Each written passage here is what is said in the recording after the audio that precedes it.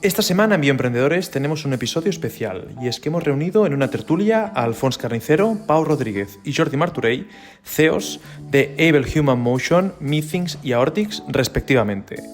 Con ellos repasamos los principales hitos y aprendizajes que han vivido desde que pasaron por Bioemprendedores, episodios 1, 3 y 5, y charlamos sobre tendencias del sector, retos en la gestión y mucho más. No te pierdas este episodio para conocer de primera mano cómo están evolucionando 3 de las startups más prometedoras del sector salud, con anécdotas, lecciones aprendidas y reflexiones, y los desafíos que les plantea el futuro. Y recuerda, si no lo has hecho todavía, suscríbete y valora nuestro podcast en YouTube, Spotify, iVoox y Apple Podcast, y compártelo con tu red para ayudarnos a convertir Bioemprendedores en la comunidad de emprendedores en salud más grande de habla hispana. ¡Empezamos! Solutia Life Sciences es la división de consultoría de selección especializada en perfiles del ámbito Life Science y Healthcare. Nuestro foco se basa en la detección, reclutamiento y selección para los sectores Pharma, Biotech, MedTech y Sanitario. Solutia Life Sciences. Soluciones al servicio de la salud. Bienvenido a Bioemprendedores. Bioemprendedores. El podcast líder sobre emprendimiento en el ámbito de la salud, la biotecnología y las tecnologías médicas. Con Rosendo Garganta.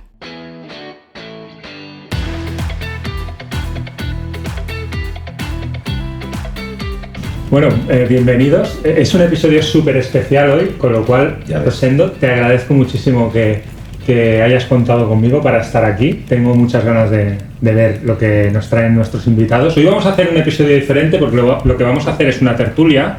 Vamos a hablar más que de vuestro caso, que también vamos a hablar de temáticas en las que cada uno de vosotros vais a poder aportar pues diferentes opiniones de diferentes temáticas de actualidad en el mundo biomédico. Así que Alfons, Pau, Jordi, bienvenidos. Muchísimas gracias por estar aquí. Es un placer teneros aquí de vuelta. Qué bien, placer. Venga, ahora nos hagáis los... Ahora están tímidos, que llevamos aquí un rato ya tomando varias cervezas. Y Rosendo, pues lo dicho, muchísimas gracias por montar esta tertulia que es un lujazo. La verdad que sí, siempre estar con estos señores es un placer y sobre todo vamos a divertirnos y después vamos a irnos a cenar juntitos. Muy bien. Venga, para Alfons que ha llegado último. Exacto, para el último. Oye, pues si os parece bien, vamos a empezar, Rosendo, un poco viendo en qué punto está cada una de las empresas, de los proyectos. Empezamos por Alfons, que además fuiste el primer caso de Bioemprendedores por allá en 2022, episodio número 1, con lo cual empezamos contigo. Explícanos. Sobre todo, ¿qué es Able? Para que la audiencia sepa lo que es Able y luego entramos en actualizar. Sí, pues Able Human Motion es una empresa de Barcelona que tiene la misión de democratizar el uso de la robótica en rehabilitación, ¿no? ¿Y cómo lo hacemos? Pues mediante una cosa que se llaman exoesqueletos robóticos que ayudan a personas con discapacidad a ponerse de pie y caminar con todos los beneficios a nivel clínico que eso conlleva, ¿no? Entonces, desde que vinimos aquí, ¿no? Desde ese primer episodio, la verdad que ha llovido mucho. En ese momento, si no recuerdo mal, estábamos enviando la documentación para el CE y bueno, que puedo decir hoy que eso ya se consiguió el año pasado y en abril del año pasado el marcaje CE como producto sanitario y entonces en julio empezamos con el primer lote de producción y ya con la primera fase comercial. Venga, pues no cuenten más, luego volvemos hasta podemos leer. Luego lo dejemos aquí un poquito de hype y luego volvemos. Meethings. ¿Qué es Meethings? Bueno, nosotros hemos desarrollado una empresa de inteligencia artificial con el objetivo que cualquier hospital del mundo, con un tag simple, pueda diagnosticar un ictus. Entonces, por un lado hay un componente de desarrollo de software y luego lo que hemos hecho es hemos desarrollado con Microsoft un visor de imágenes de tag dentro de Microsoft Teams para que se coordinen, ¿no? El ictus se gestiona con hospitales pequeños que pueden identificar un ictus y entonces se coordinan con los hospitales grandes que tratan a estos pacientes con trombectomía mecánica, que sacan el trombo del cerebro, o con trombolíticos. Y bueno, esto es lo que hacemos fundamentalmente. Y episodio número 3. Episodio número 3, sí. Pues recomiendo a todo el mundo que se vaya a escuchar ese episodio o si quiere aprender sobre desarrollo de software en imagen radiológica. Eso es. A ver, a vosotros sois muy conocidos en el ecosistema, pero si hay algún despistado siempre va bien recordarles. Jordi. Bueno, yo soy CEO y cofundador de Aortix. Aortix se fundó en 2018 con la misión de tratar las enfermedades aórticas de una forma muchísimo más eficiente y efectiva de lo que se trata hoy en día. Seguimos con el mismo objetivo, desarrollando un producto para tratar de inicio disecciones aórticas en la aorta descendente y luego en la ascendente, de una forma absolutamente mucho más respetuosa con el órgano más importante o casi de nuestro cuerpo, que de hecho la aorta fue reconocida hace poquísimo como un órgano en sí. Ya no es solo la arteria más importante, sino que es tiene una entidad de órgano. Como órgano. Yo tampoco tenía ni idea. Sí, pues muy bien, Jordi, tú eres el episodio número 5, además de Bioemprendedores. Has traído a tres abuelitos. Tres abuelitos. Es los veteranos. No voy a traer a Judith, que acaba de pasar por el podcast, pero traigo a 3 veteranos de Bioemprendedores. Óscar, cuéntanos tú también, ¿no? ¿Qué es Solutia? Bueno, pues yo soy el episodio 11, creo recordar, y en Solutia pues tenemos el mismo producto que cuando lo fundamos, básicamente, porque somos una empresa de servicios. Y lo que puedo contar es que nos dedican servicios de recursos humanos y de salud en empresa. La lío. Sigue. Me pone nervioso. Te pongo nervioso. Y nada, básicamente pues nos dedicamos a ofrecer servicios en el ecosistema de la salud a empresas del ámbito Life Science y Healthcare, ofreciendo servicios de selección y captación de personas y servicios de consultoría para mejorar la salud de trabajadores en organizaciones. Y mejorar la eficiencia y la competitividad de la empresa a través de la mejora de la salud. Pues estupendo, bienvenido de nuevo. Y ahora, pues aunque no hay caso de Viker, cosa que creo que es un déficit brutal de este podcast. Absolutamente. Sí, estaréis de acuerdo conmigo, ¿no? Me gustaría que nos explicaras qué es de Viker. Podríamos empezar el caso ahora. No, pero todo el mundo conoce ya que es de Viker. Estoy aquí todos los días contando algo de Viker. Bueno, de Viker, amigos míos, la audiencia que está despistada, es una compañía farmacéutica dedicada a la urología. Lo que hacemos son productos farmacéuticos de diferentes categorías regulatorias. Tocamos todo menos fármaco de prescripción en este momento para tratar enfermedades urológicas. Empezamos por litiasis renal, que son las piedras en el riñón, y hemos ido evolucionando con el paso del tiempo. Esto es el Viker. Qué interesante. Y entraremos en lo que hemos ido haciendo. Sí, a mí la verdad que me gustan los genitales y este tipo de cosas. Hay que ayudar a curar enfermedades. Qué buena carta de presentación. Hola, soy Rosendo, me gustan los genitales. Oye, vamos pero llevas tiempo tú, Rosendo. ¿Cuándo empezó de Viker? Oye, me gusta. No, de eso se trata una tertulia. Hace tiempo. Sí, bueno, de Viker se funda oficialmente en el 2012. Hostia, muy bien. Sí, y la actividad la empezamos en enero de 2013. Pero básicamente en 2012 está fundada la compañía. Así que soy un veterano. Más veterano de todas. De los que estamos aquí, sí. Sí, más que tú también. Sí, porque Solutia se funda en el 14. Hostia, pues sí, pues soy el más veterano de los que estamos hoy aquí. Sí, yo en el 12 estaba en la uni. Qué cabrón. Tal cual. Bueno, pues vamos entonces ahora a actualizar con un poquito más de detalle. Porque es verdad que yo recuerdo cuando viniste con Able que entramos en mucho detalle de la tecnología, incluso hablamos de pricing, hablamos de márgenes, hablamos de cómo te imaginabas el go-to-market, y ahora tienes marca C, que es un reto siempre, pero en un exoesqueleto quiero saber lo que implica, y además de marca C, bajo la MDR además, en tu caso. Sí. Tienes ya go-to-market. Sí, el tema del CE, claro, nosotros no llegamos a conocer la normativa antigua, por lo tanto...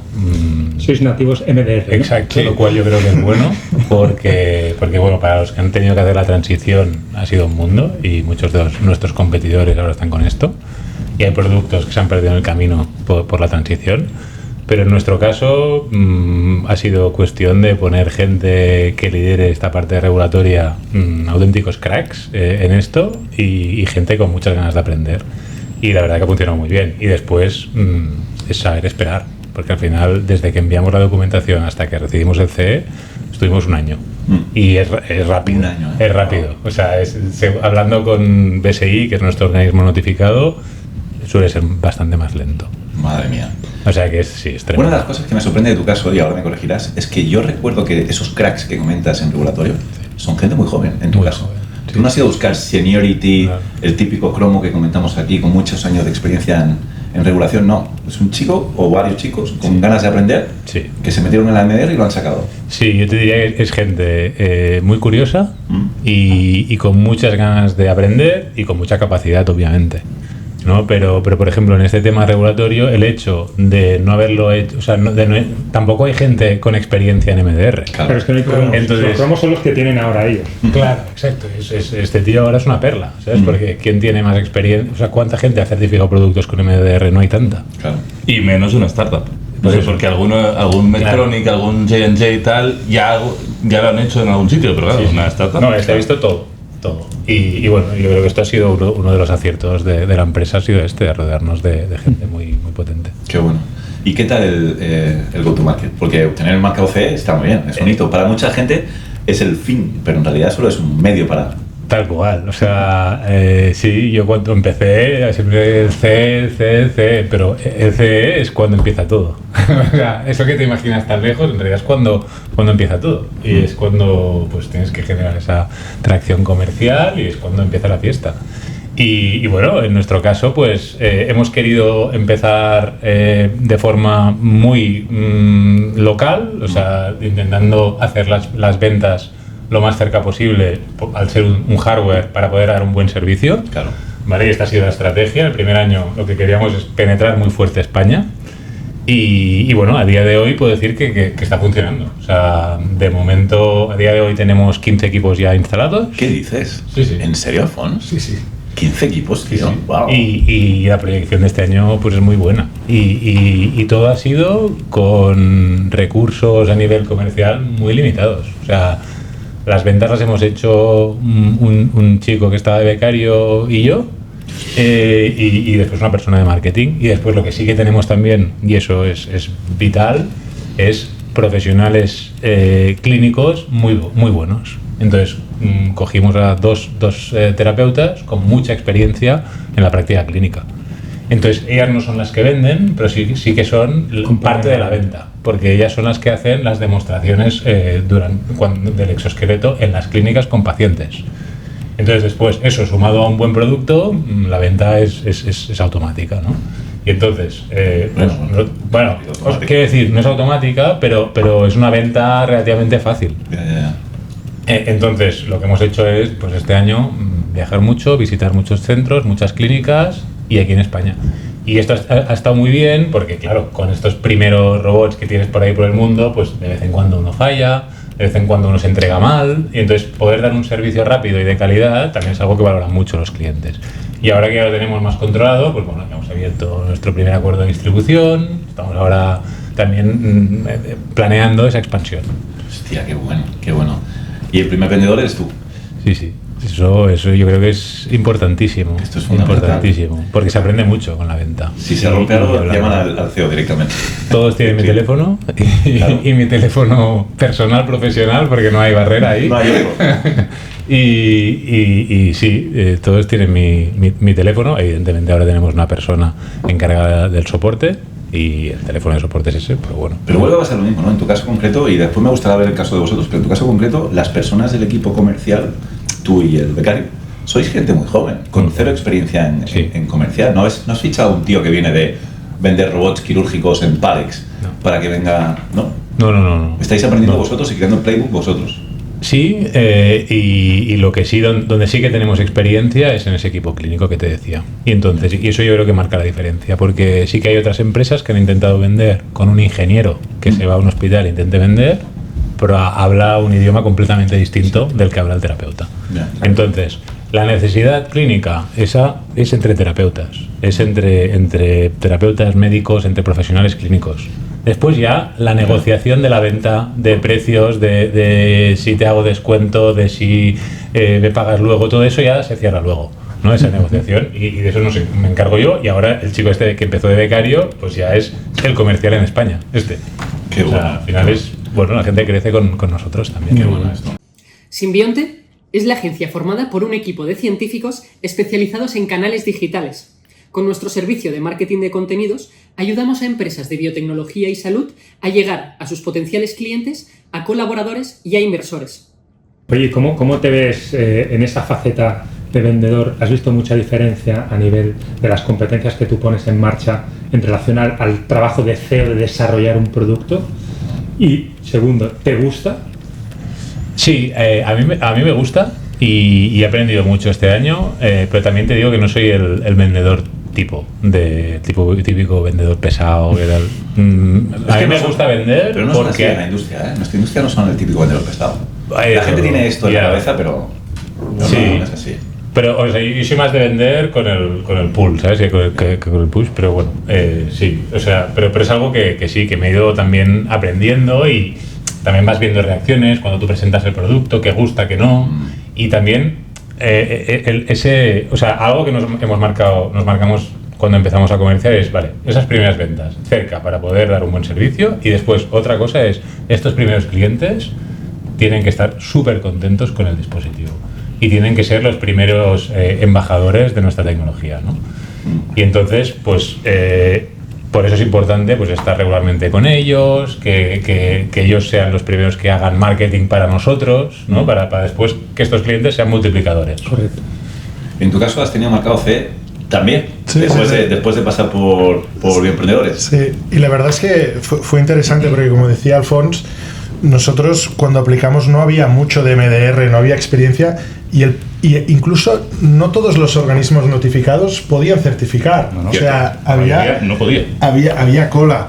Y de hecho es una historia bonita porque nosotros cuando aplicamos y teníamos unos consultores aparentemente muy potentes, que llegó un punto que nos dijeron que era muy complicado. Así que nos juntamos el equipo y lo resolvimos. Encontramos una manera que tenía sentido, que científicamente era impecable. Convencimos al organismo notificado y somos la única empresa del mundo que ha conseguido el marcado CE, clase 2B, para detectar oclusiones de gran vaso en TAC simple. Hostia. Y la verdad es que nos dio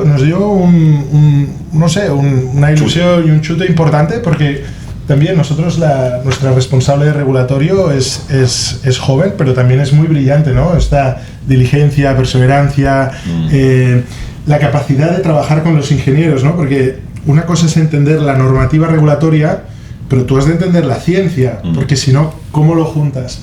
Y hay un trabajo de equipo muy bonito que estoy muy orgulloso, y la verdad es que estuvo muy bien. Qué bueno, y que otra vez se vuelve a validar el tema de que no es necesario muchas veces tener cromos para conseguir las cosas, ¿no?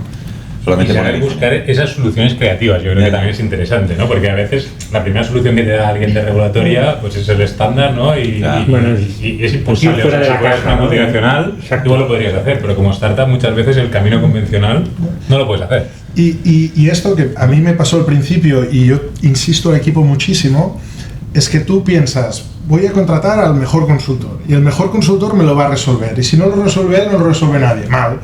O sea, el consultor te dirá puntos de vista de conocimiento, pero luego tú puedes ir esta milla extra y resolverlo, y ese es el punto. No os conforméis con las cosas que os digan, escuchadlas, tenedlas en cuenta, pero seguid apretando, porque ese es el camino extra, porque si no, no resuelves las cosas. Totalmente. Yo no sé si es una reflexión que hago, pero quizá el papel de el conocimiento y la experiencia, cuando estamos hablando de algo tan disruptivo y tan novedoso, no aporta tanto a lo mejor como en escenarios como con mucho más mercado, track record. Y aquí estamos hablando de cosas tan novedosas que el papel de un consultor, de un experto, un cromo, pues te puede aportar hasta cierto punto, ¿no? A nosotros nos pasó en 2019 ir a TÜV-SÜD, que es el organismo notificado de Europa, al panel de expertos, y no tenían ni idea de qué le estamos hablando. O sea, hubo un brillante que dijo, bueno, esto quizás es un clase 2B. Yo digo, sí, pero ya, si somos un clase 3, porque no existe clase 4, que si no seríamos clase 4. Totalmente. Claro, y cuando vimos ahí dije, ostras, bueno, de hecho, ya lo veremos, nosotros no iremos marcado CE en muchos años, no es ese objetivo. ¿No? No es. ¿Vais a ir a FDA directamente? Directamente. Qué bueno. Es que no se encontramos, y vosotros tenéis mucha suerte. Nosotros regulatoriamente, evidentemente tenemos un producto hipercomplejo a muchos niveles, pero hemos tenido 5 directores de regulatoria, 6 consultoras de regulatoria.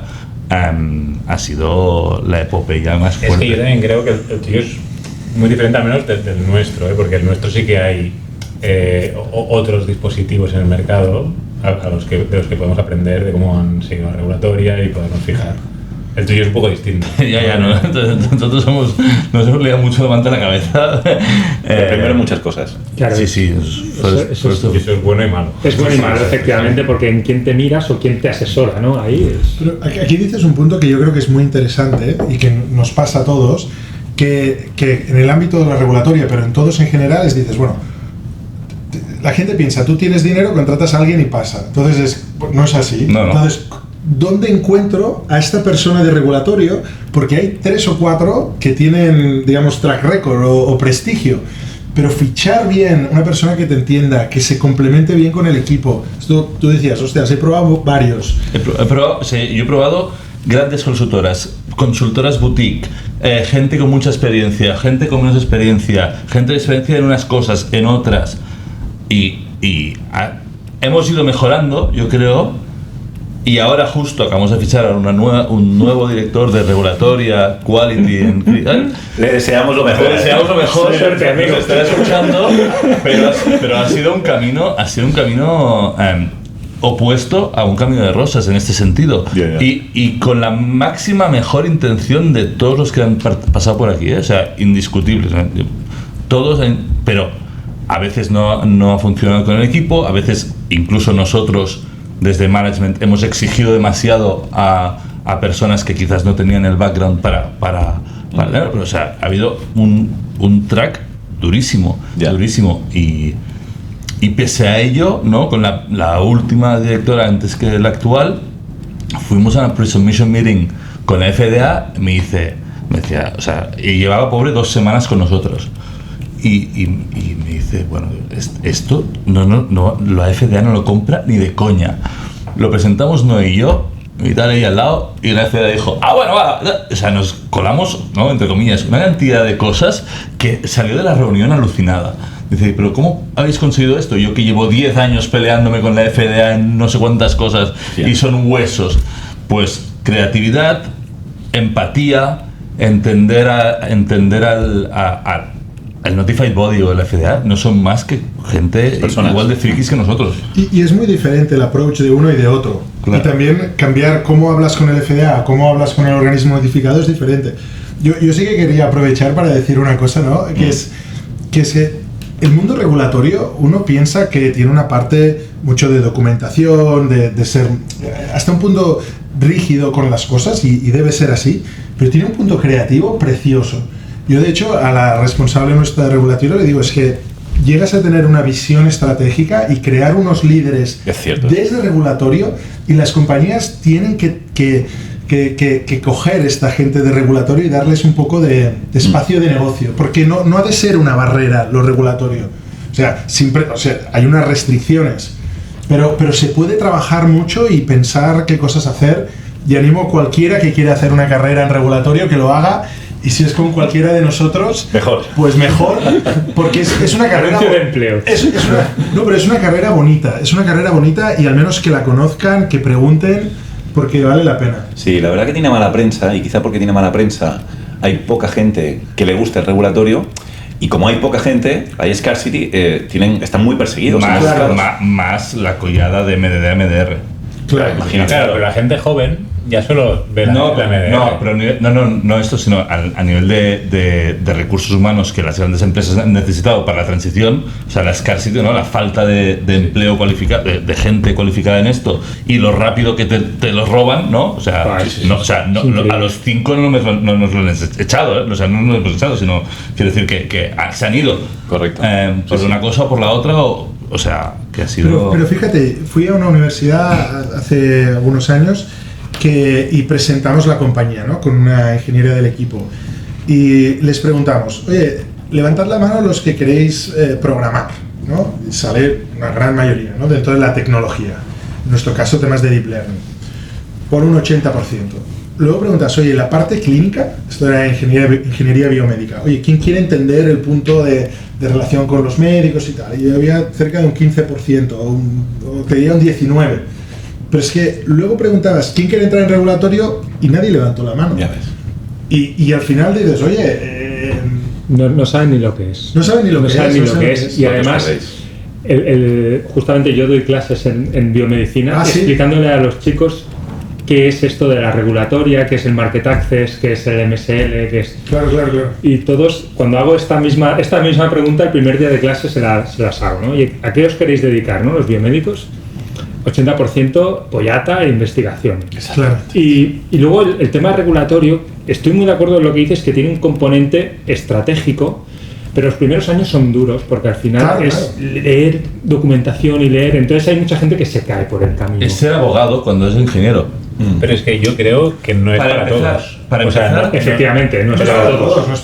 Yo, por ejemplo, sería incapaz de ser un director de regulatoria. Pero hay que admitirlo, ¿sabes? Pero hay gente que tiene la cabeza muy diferente, ¿sabes? Súper estructurada, muy organizada, gente que están hechos para este tipo de cosas. Y yo coincido con Pau de que creo que es importante tener una pata regulatoria en el equipo de management, porque es que las implicaciones que tiene hacerlo mal a nivel de tiempos y dinero son bestiales. O sea, y te equivocas mal planteando... Cuídalo, porque es muy difícil aunar esa capacidad de ordenar, de estructurar, con una capacidad creativa y estratégica. Es como decir, quiero un ingeniero que sea un don de gentes de puta madre, perdonad que sois ingenieros, lo sé, pero no es lo habitual, no es lo habitual que un ingeniero venda.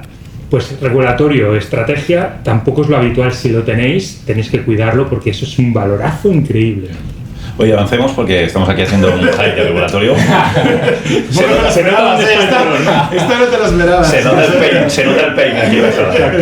Bueno, yo, por cierto, también he tenido mucha relación regulatoria a lo largo de los años y en mi caso ha sido también porque, joder, es un perfil muy demandado y no paran de picarme la puerta, ¿no? Pues ya sabéis qué hacer, fichar a becarios. Ya. El mío empezó de becario, ¿eh? No, pero tú lo sé, tú eres luego hablaremos cómo reclutas tú, porque fichas, tío, que te va súper bien. Bueno, pues vamos a Mercado C, pero además han habido dos notas de prensa de meetings que a mí me gustaría que profundizaras. A lo mejor han habido más, pero yo he seguido el deal con Microsoft y el deal con Medtronic.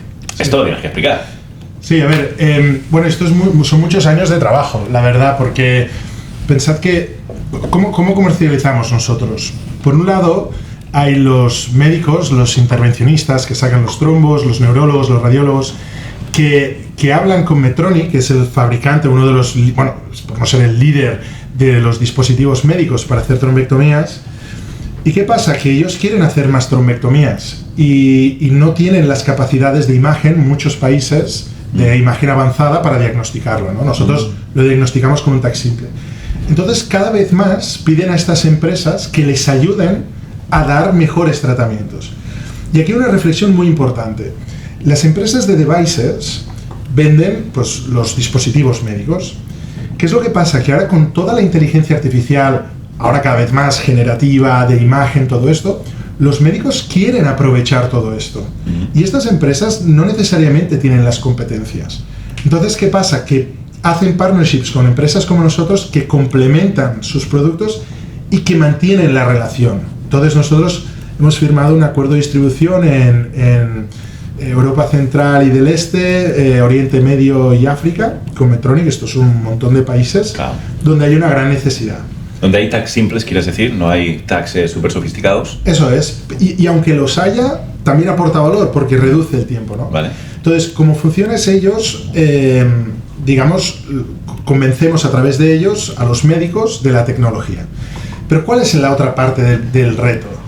Que es que cuando van al departamento de tecnología, el departamento de tecnología dice, ostras, tengo peticiones de 200 empresas, tengo 20 sistemas de comunicación, ¿cómo doy abasto a todo esto? Y luego, vosotros sois otra empresa, ¿qué seguridad tenéis? ¿Qué compliance tenéis? Startup.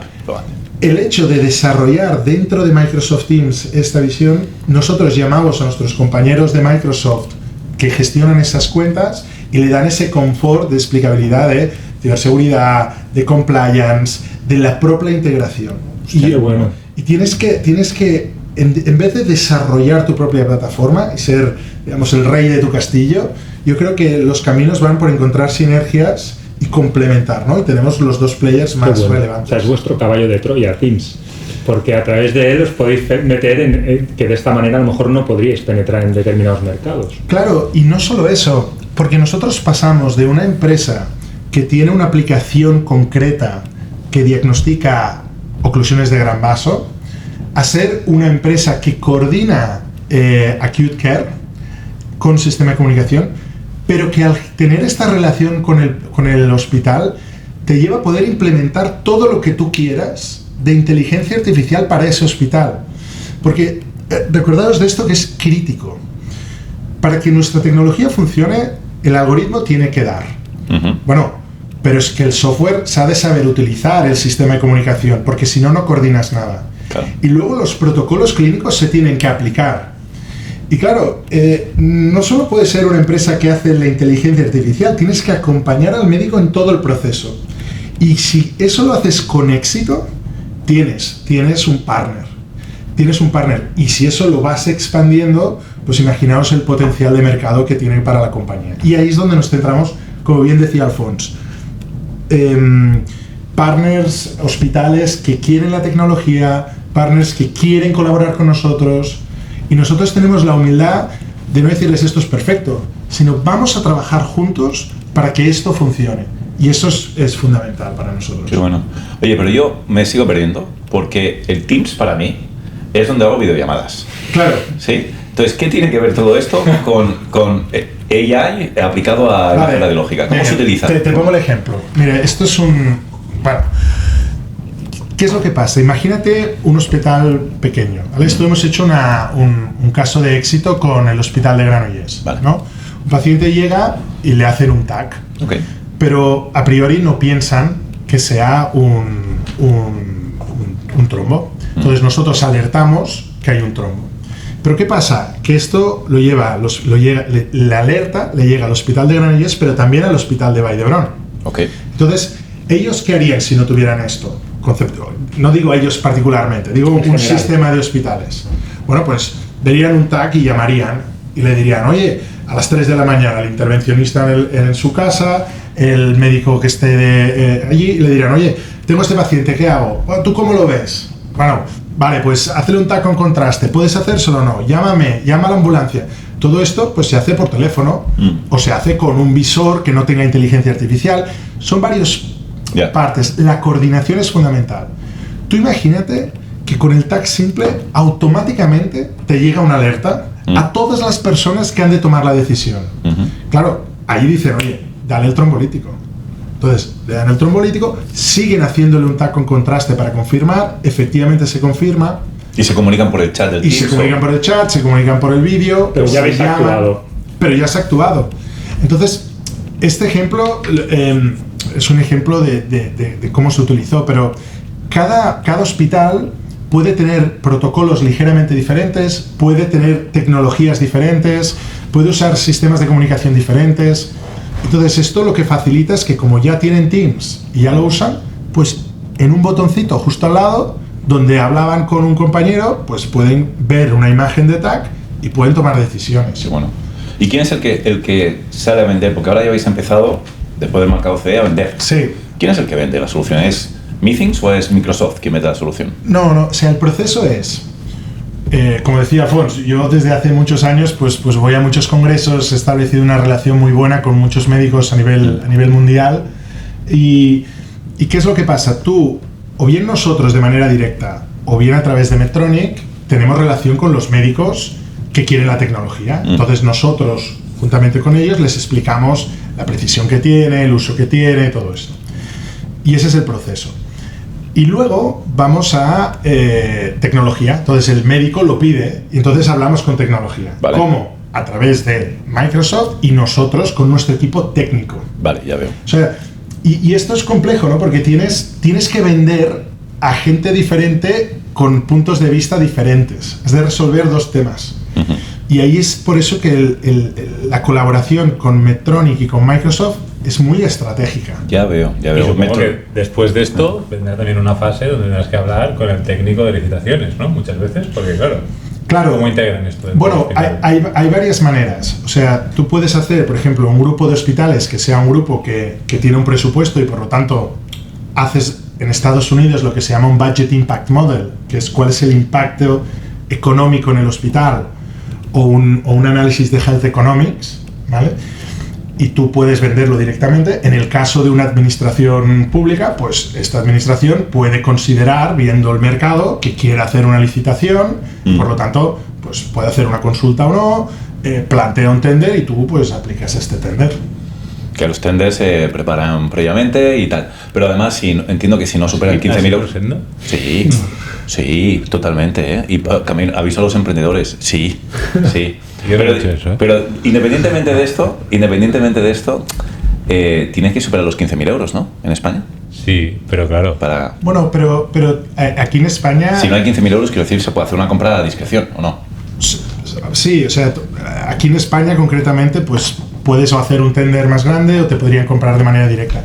En nuestro caso, la gracia de Medtronic es que nosotros hemos llegado a un acuerdo de precio, ¿no? Entonces tú imagínate que un país quisiera comprar unos dispositivos médicos y ellos en ese tender complementaran su oferta con nuestra solución. Entonces yo negocio un precio con ellos y ellos le aplican ese coste o no. Claro. Es un tema que ellos han de gestionar. Pero a ti te pagan. Por lo tanto, a mí me pagan. Y eso es muy importante, porque en sitios donde quieren hacer ese rollo, ¿y ellos qué se benefician? Pues de que tienen un producto que ofrecen a los hospitales y nosotros tenemos un flujo estable, digamos, un precio acordado. Perfecto, súper entendido. Oye, avancemos, luego volvemos para atrás. En tu caso concreto, Jordi, en primicia vamos a contar algo muy importante hoy. No se ha contado todavía. Supongo que como esto saldrá más tarde, pues lo habrá contado otro, pero que conste que hoy se va a decir por primera vez aquí. Pero antes de eso, ¿qué más ha pasado desde que viniste? Han pasado muchas cosas. Tuvimos que, bueno, antes lo pensaba, o sea, cuando vinimos a veros, no sabía realmente cuántas iteraciones llevaba del dispositivo, pero creo que estábamos sobre 60, entre 60 y 80. Depende del componente, yo recuerdo 14. Sí, o sea, entonces, total, hoy estamos en más de 300. 300 iteraciones. Sí. Wow. Entonces, uno puede pensar, estos tíos son muy malos ingenieros, o sea, les cuesta 300 iteraciones llegar donde estamos. Pero tenemos una diferencia muy significativa. Muchos productos se pueden testar en el mercado e iterar desde estar en el mercado. Nosotros no. Nosotros tiene que salvar vidas desde el producto 1 que entre en el mercado. Antes de entrar en el mercado. No puede fallar. Entonces eso es un punto crítico. Y eso no lo... evidentemente, yo últimamente lo explico bastante. Yo cuando fundamos la compañía en 2018, yo pensaba que esto costaría 1.000 unidades de esfuerzo. Y hoy creo que puedo decir que creo que cuesta unas 100.000 unidades de esfuerzo llegar. Y creo que es muy importante este ser naif cuando si no te metes. Si no te lías. Es que me río porque yo me acuerdo, ¿tú te acuerdas? Cuando viniste a la universidad, que nos fuimos a comer por primera vez, tuvimos una conversación y es que ibas tan sobrado. Pasando facturas. Yo esto lo hago. Y yo digo, bueno, yo creo que no, yo creo que te va a costar un poco más. Y al final, joder. Sí. No, y al final ha costado más. O sea, y hemos sido extremadamente cost efficient. O sea, cuando se haga el caso entero, ¿no? Cuando se pueda ir hacia atrás, yo creo que habremos sido el dispositivo de este tipo más cost efficient que se ha hecho nunca. Porque realmente, pero igualmente hemos consumido muchísimo tiempo, muchísimo dinero. ¿Qué teníamos entonces? ¿Qué pensábamos que casi estábamos? No estábamos. Entonces tuvimos que desarrollar un catéter nuevo entero, que es muy gracioso porque cuando vamos a probarlo, a enseñarlo a los médicos cuando lo prueban y dicen, ¿cómo mola este catéter? Me da igual el parche, el catéter mola mucho, véndelo ya. Y de hecho esto ha generado muchas discusiones internas de, oye, vamos a empezar a hacer catéteres y luego ya tenemos el parche. Y es una discusión viva, ¿no? Hemos metido componentes nuevos, casi hemos mejorado en 1000 niveles la usabilidad del dispositivo, de nuestro adhesivo, etcétera, muchas cosas, la homogeneidad. Claro, nos hemos metido en una tecnología que se llama electrospinning, que literalmente hace las fibras de forma aleatoria. O sea, por definición lo tira aleatorio. Claro, ¿cómo controlas algo que sabes que es aleatorio? ¿Vale? Entonces tienes que llegar a controlar los outputs de algo que sabes que el input es aleatorio. Entonces, todas estas cosas, claro, nos da las propiedades mecánicas que te da eso son mágicas, pero para llegar a eso de forma consistente, ¿no? Ahora hablamos de regulatoria, de calidad, etcétera, son muchos challenges. Y creo que también yo hoy lo creo, y quizás me equivoco igual que hace tal cuando dije las 1000 unidades, que hemos metido tanto esfuerzo en que el primer producto que llegue bien, que cometeremos, o sea, que cuando estemos fallará menos de lo que estadísticamente otros fallan. ¿Por qué? Porque no hemos tenido el rush de llegar. Hoy el producto que tenemos lo hemos implantado en cada vez. O sea, podríamos, si hubiese un inversor ahí, hay que probarlo en humanos, podríamos jugar más, pero no es nuestra filosofía, no es nuestra visión, nuestra misión. O sea, nuestra misión es curar vidas, really, o sea, desde el producto 1. Y esto es la única forma en que generamos impacto. El siguiente es cuando vendamos, pero el primero, de momento estamos, y yo tengo un contador mental. De todas maneras, Jordi, déjame que te vuelva a tocar las narices, pero la estadística es estadística por algo. Claro, pero será muy difícil que superéis la estadística. Si la estadística dice que fallan X, pues probablemente también fallaremos X. No estoy de acuerdo contigo. No estoy de acuerdo contigo. Tampoco estás de acuerdo conmigo en la Tampoco estás de acuerdo contigo y tenías razón en algunas cosas y en algunas no, pero bien. No vamos a contar ahora. No, pero me acuerdo mucho, dije, le saqué uno de presupuestos tal cual, me dijo, Jordi, esto ni de coña, esto quizás, esto ni, me dijo, porque yo tenía una partida de 50.000 euros de industrialización. Me dice, esto te va a costar millones. Literalmente. Y era, o sea, en parte era una misconception mía de qué es industrialización, ¿vale? Entonces dijo, tal, pero bueno, yo recuerdo esa partida exactamente. Pero dicho esto, no estoy de acuerdo contigo, porque esta estadística parte de las multinacionales, etcétera, etcétera. Nosotros, para que nosotros lleguemos, tenemos que romper esa estadística, si no, estamos muertos. Ya, tienes razón. O sea, tenemos que romper esa estadística.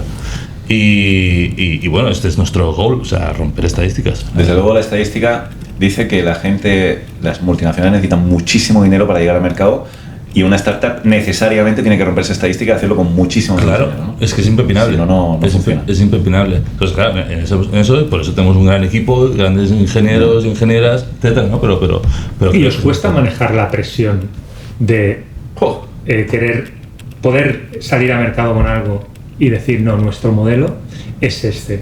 ¿Cómo manejáis a los inversores en este sentido? Hasta hace una semana no. O sea, porque hasta una semana no teníamos inversores profesionales. Vale, entonces la semana que viene tengo el primer consejo con inversores profesionales. A partir de ahí es otra liga y no te lo sé explicar. Jordi, el mes que viene quiero producto en el mercado. Exacto. No, pero también lo he explicado. Y de hecho, el plan que nuestros inversores nos han propuesto es incluso más conservador del que nosotros proponíamos. ¿Vale? O sea, hay una cosa aquí muy interesante, hablando también con otros emprendedores, que no es blanco-negro, ¿no? Es decir, ni es un inversor que te dice, mira, estas son las reglas del juego, estos son los timings, esto es cómo va, pero hay algo de experiencia en eso y por lo tanto se ha de analizar y se ha de decir, oye, si no cumples estas cosas, pues este es el juego. Y por otro lado, este punto un poco más de entusiasta, de decir, oye, sí, el juego es este, pero yo te digo que esto va a ir y va a ir. Y es encontrar ese equilibrio, ¿no? De saber escuchar, pero al mismo tiempo mantener esa ilusión, y esa es la magia del inversor con el emprendedor, ¿no? De decir, oye, ¿cómo nos alineamos en esto? Y es un proceso muy bonito, o muy jodido. Bueno, exacto. Sí. Pero bueno, he de decir que Jordi es una máquina de romper estadísticas. Eso sin ninguna duda. Jordi. Entonces, claro, esta pregunta es muy buena, pero también, ¿cómo se vive la presión de quedarse sin dinero cuando pasa el tiempo? Esa es la más fuerte. Y me lo decía, claro, esto es, o sea, la no exclusiva, porque embargaremos esto hasta que lo hagamos público, pero ya sé, cuando escuchéis esto será público. Hemos logrado cerrar una ronda que en total serán 13,8 millones de euros. ¡Wow! Muy bien. De una serie A. ¿Vale? Una serie A en Cataluña. Estaba pensando en para los inversores profesionales. Exacto. En Cataluña o en España, una serie A de una medtech de 15 millones de dólares, ¿no? De 13,8 millones, es una animalada. Pues sí. ¿Vale? Entonces, pero claro, pero nosotros nuestra historia es que en diciembre ya están todos los inversores de acuerdo, habían firmado sus term sheets, habían firmado tal, pero nos falta el CDT. Porque aparte nuestros inversores, pues el CDT coinvierte con ellos y coinvierte el 90% de lo que invierten ellos, es un pastizal.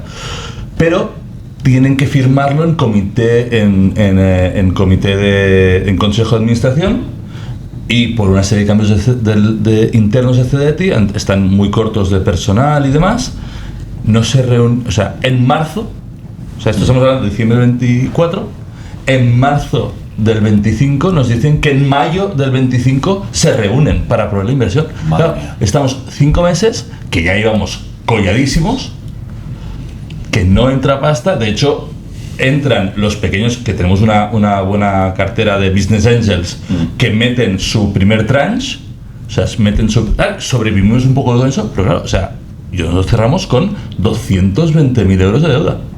Ya ves. A corto, o sea, de proveedores que nos habían dado sus servicios y que también juegan ese juego de, bueno, nos ayudan y tal cual, porque saben que si nos ayudan, nosotros devolveremos. También es verdad... Pero eso que es mucho confiar, también. Claro, pero también es verdad que nosotros siempre hemos pagado al día. O sea, cada semana hay pagos, y los que ven, no voy nunca a due date, no, siempre, entonces te generas una confianza y tal. Y luego os decía, es que está cerrado, pero la gente de CDT no se reúne para firmar y para ejecutar, ¿no? Y claro, ha sido una presión. Es una presión, pero bueno, it's the game we play. O sea, de hecho, me gustaría aprovechar para hacer una reflexión en este sentido, que es que yo creo que en Europa ahora ha habido bastante dinero para apoyar a compañías, pero las administraciones en general, que sus empleados hacen todo el esfuerzo posible para ejecutar esto y para ver las justificaciones y para dedicarlo y todo así, pues no dan al abasto, porque tienen la dimensión que tienen, y es un tema. Y se tendría que ver como una de las prioridades es, pues parte de este dinero, cómo fortaleces, digamos, el equipo que pueda ejecutar esto correctamente, porque nos va, a veces no es tanto levantar por levantar, es, oye, vamos a ver lo que tenemos y vamos a ordenarlo. Y ahora que hace falta una gente que tenga que dar apoyo de una manera razonable. Y yo creo que aquí hay un cuello de botella muy complicado. Bueno, pasó con los fondos de recuperación del COVID, que no se han ejecutado en España, o no suficientemente, porque es que no hay personal para ejecutarlos. Y también porque los requerimientos que hay a nivel de justificaciones y de burocracia son espectaculares. No, pero es un precisísimo de la cola. O sea, hay mucha burocracia, poca gente para revisar esta burocracia, claro. Entonces, claro, pues cuesta. O sea, nosotros estamos muy orgullosos de que casi la mitad de la ronda es de fondos públicos. Sí, sí. O sea, hay el European Investment Legacy Fund, ¿no? Innovation Council Fund, el CDT, o sea, o sea, al final casi ya tiene un 40% de la ronda más o menos. Sí. Es público. Que está de puta madre. Pero es verdad que me toca mucho las narices, porque aunque es verdad todo lo que estáis diciendo y defendemos aquí a los empleados de la administración pública, pero coño, es que una compañía podía haber desaparecido. No. Es que porque habéis aguantado lo inaguantable, pero es que podíamos haber perdido una compañía puntera a nivel internacional, podíamos haber perdido la oportunidad de tener un producto clase 3 en el mercado para salvar vidas. Los pacientes, los médicos, la industria, los empleados, todo el mundo habría perdido por culpa de no tener procesos bien montados en la administración pública. Bueno, parcialmente. También por tener un ecosistema que es el que es. No, que es el que es. Pues al final, 2 grandes fondos les está costando horrores cerrar su propio fundraising para invertir. Y entonces el ecosistema está complicado. Y somos muchos, ¿no? Llevas 120 casos, somos muchos para muy pocos inversores. Y hay que dar el salto de una puñetera vez de invertir en inmueble y de tal a invertir en biotech. O sea, sin eso... Sí. Yo estoy de acuerdo en esto, pero también hay una cosa que todos nosotros estamos haciendo aquí y que hacemos también fuera de este espacio, ¿no? Es cómo nos podemos ayudar entre nosotros en todos los ámbitos posibles para que, si nos va bien a nosotros, pues podamos crear talento, decíamos regulatorio, pero cualquier otro, crear talento conseguir un crecimiento de la compañía tal que nos pueda permitir ayudar a otros. Y de momento trabajamos lo nuestro, vamos cada uno nosotros a aportar como podamos, a lo mejor nos va bien, a lo mejor nos va mal, y yo creo que eventualmente pues esto evolucionará y esperemos que así sea. Y de momento pues a disfrutar lo que podamos y apretar. O sea, yo entiendo lo que dice Jordi, pero claro, también para poder atraer mucha más inversión también tiene que haber muchos más casos de éxito. Bueno. Y aquí hemos tenido casos de éxito en sectores más de software, pero en el sector medtech pues todavía no. Hemos de romper la estadística que decía Jordi. Claro. No, y es un problema a nivel europeo. O sea, Sí. Philips Ventures, ¿cuánto invierte al año? Yo en España no le conozco ninguna. Pues creo que a nivel global invierte entre 50 y 100 millones al año. Claro, es que no puede Claro, Medtronic invierte el 100% de sus beneficios. O reinvierte. El año pasado, perdón, Medtronic invierte mucho. No, J&J compró Shockwave Medical por 13.100 millones. Ya. Hace Pero el es año un juego pasado. que aún no juega. Claro, o sea, pero es el 100%. Pero sí, pero es que Philips tiene beneficios muy bestias también. Creo que son sobre los 5.000 millones, algo así. ¿Y cuántos ha reinvertido? 100. Ya. Versus 13.000 millones que ha conseguido de beneficios. De beneficios en un año, los ha reinvertido esos en una compañía. Pues esto realmente el sistema. Ya. Bueno, poco a poco, oye. ¿Quién ha invertido en tu ronda, por cierto? ¿Quién ha entrado? invertido? Ha invertido Ship2B como lead investor. Vale. Ha invertido Clave Capital. Ha invertido Nara. Ha invertido el EIC Fund. Joder. Ha invertido el CDT. Han invertido un centenar de business angels. Y ha invertido un gran corporate que no se puede especificar cuál, pero un top 5 mundial en aorta. Y es un gran corporate que confía, que es quien ha sostenido la ronda, es decir, en el sentido que eran ellos los que les han dicho a los otros inversores que esto mola, que esto vale la pena. Claro. Y así, o sea, al pal de Payé Sí. han sido ellos. Menos mal, Pero es que dentro de la historia, o sea, la historia es tal, pero tuvimos subidas, bajadas, etc. Y hay un momento en que un potencial lead investor, después de 12 meses hablando, cae, con este corporate muy involucrado y hablando con ellos y demás, y el corporate se lo piensa. Ya. Y se piensa 3 cosas.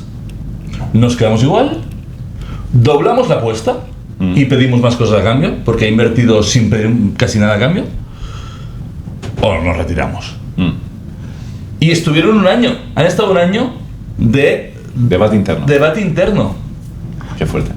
Y cuando nos mandan oye, nos quedamos igual de lo que habíamos pactado, al cabo de 2 días me llama la persona que trabaja en este corporate, me dice, oye, me han echado. Hostia. Wow. Es que esta es otra. Me ha echado. Y teníamos, cambios de presidente. Claro. Teníamos 3 interlocutores. Al principal lo habían echado y a otros 2 los habían cambiado de posición. Entonces tuve que ir en noviembre del 24 al Congreso Mundial del BIF, que es el congreso más importante de cirugía vascular del mundo, a reconvencer a los nuevos 3. Qué fuerte esto. Evidentemente estaban preconvencidos, pero imagínate que en ese momento pues hubiese caído. No, o cambiar la estrategia de la compañía. Es que, claro. Esto es lo que tiene trabajar con multinacionales, que en las multinacionales te cambian al personal, cambia la estrategia de la compañía, viene el nuevo CEO, bajan las acciones en bolsa y se acabó el proyecto startup en el que íbamos a invertir en Barcelona. Claro, es que Son personas. Son Es que es un tema de personas, total. y cosas que no puedes controlar. O sea, yo no soy. O sea, yo tenía un miedo que se llamaba que China invade Taiwán. Sí. Era Es que la geopolítica Claro, y me equivoqué porque Rusia atacó a Ucrania y Israel está liándola en Gaza. Pero mi miedo era China. Y esto no ha pasado, pero claro, han pasado todas las otras cosas. Las acciones de esta corporate, lo decíamos, pues se ha pegado algún talegazo importante a lo largo. Claro, hemos estado 2 años y 7-8 meses para cerrar la ronda. 2 años y 7. Claro, Wow. es que esto sea, qué en una resiliencia, corporate, macho. esto en una corporate es Nada. Lo normal. No, no la corporate, es la de cosas que pasan en la corporate en 2 años y medio. Sí. Vaya añito has pasado, Jordi. Vaya, claro, o sea... El último año no... Aún así os he de decir que yo he visto a Jordi, yo he vivido en carne propia quedarme sin dinero, y yo he visto a Jordi mucho más calmado y mucho más, no sé, maduro de lo que yo vivo en mis carnes, ¿no? O sea, yo te veía a ti y digo, pero seguro, Jordi, que no tienes algo escondido que no me cuentas, porque te veo muy bien, Sí, pero al final es, no sé, es resiliencia, es mucho de experiencias personales ¿no? Siempre hablamos de, los 3 hemos hecho deporte, pues quedarte en el banquillo una temporada entera. Ya. O sea, estás jugando una categoría por encima de la que te toca y te quedas 1 año sin jugar. Ya. Y bueno, pues este tipo de experiencias son las que te dan pues paciencia, resiliencia y ya saldremos. Ya, sí. Bueno, oye, cuéntanos tú rápidamente también, ¿qué ha pasado desde la última vez? Bueno, pues básicamente nosotros crecemos a un 30% anual. Eso implica crecer en personal, mejorar la propuesta de valor de nuestros servicios y productos. Lo que ha pasado, muy importante, es que has empezado a contratar comerciales. Exacto. Porque tú vendías en comerciales, que eso me da una rabia. Exacto, bueno, pero no está mal, ¿no? Sacar una empresa adelante sin fuerza comercial o con muy poca. Pero bueno, la estrategia de la compañía ha pasado por montar. Nosotros somos una empresa de servicio, entonces es como desarrollar un producto. Tú puedes vender, pero si no tienes producto detrás, claro, estás muerto. Nosotros somos una boutique, somos una empresa de servicio, una boutique que factura 6 millones de euros al año, ya no es tan boutique, ¿eh? Pero si no tienes un servicio diferencial de calidad, por mucho vendedor que tengas, mueres de éxito. Entonces hemos invertido en desarrollar un servicio y eso requiere contratar y formar y desarrollar protocolos en el ámbito de la operación. Cuando hemos tenido esto montado, ahora es el momento de que venga la fuerza comercial y nos impulse desde la operativa y desde tener el servicio bien atado. Y Óscar, cuéntanos cuál es el secreto, cuál es la diferenciación que tenéis o cómo... ¿Qué nos diferencia? Básicamente, bueno, nosotros tenemos diferentes unidades de negocio. El conocimiento, es decir, nosotros somos especialistas en Life Sciences, no somos en selección, no somos una empresa que tiene un especialista en finanzas, un especialista en logística. Todo el mundo es con un background y con un ADN de Life Sciences. Y luego yo digo, al final, los servicios de consultoría son la persona. Claro. Entonces, es elegir muy bien a las personas, armar una propuesta de valor que lo que dices que haces lo hagas realmente, teniendo en cuenta que estamos en un ecosistema de personas y que las personas son impredecibles, es muy difícil muchas veces yo siempre digo cuando hablo con vosotros, con los clientes, os digo, es que nuestro trabajo es muy complicado y muchas veces no se entiende bien el nivel de complejidad que tiene tratar con personas que hoy te dicen, sí, me cambio de trabajo y mañana te dicen, oye, que me he discutido con mi pareja y me voy a vivir a otro lado, ¿no? Y te quedas ahí. Y bueno, sabéis lo que es gestionar personas, lo complicado que es mantenerlas y demás, pero la diferenciación al final, yo siempre digo, es el conocimiento y las horas que tú le dedicas al trabajo. Nosotros tenemos un modelo en el que sabemos que un proceso de selección, por ejemplo, un proceso de desarrollo de consultoría en salud de empresa, tiene que tener unas horas vinculadas de consultor.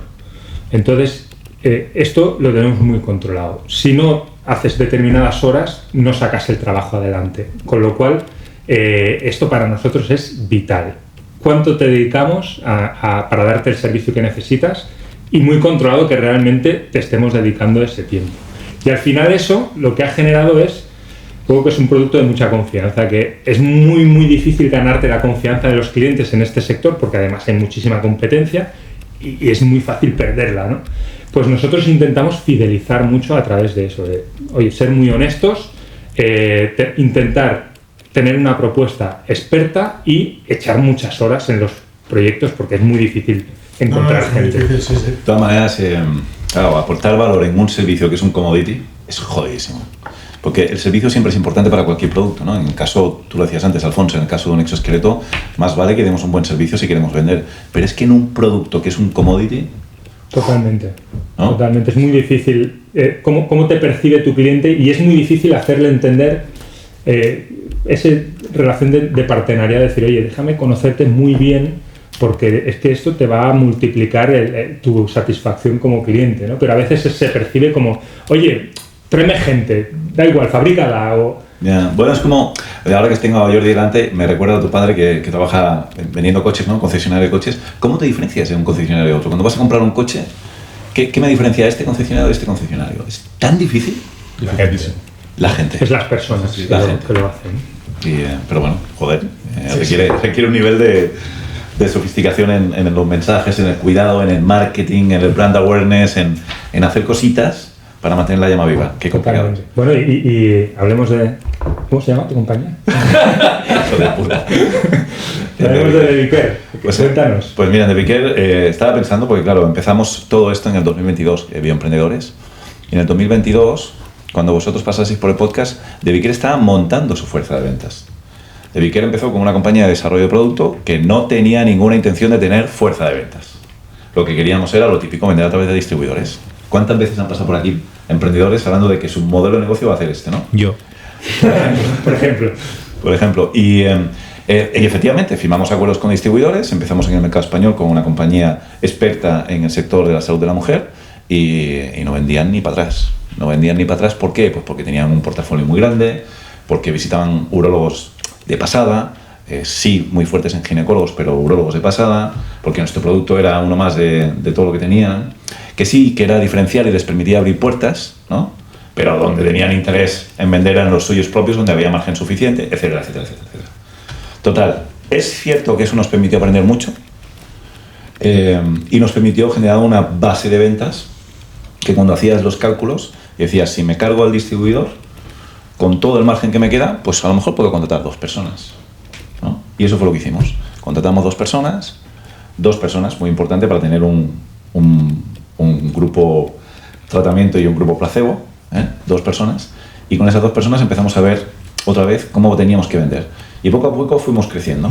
La fuerza de ventas en el mercado español hoy en día no es muy grande. Tenemos una fuerza de ventas de 12 personas. Queremos tener 2 más, probablemente el año que viene.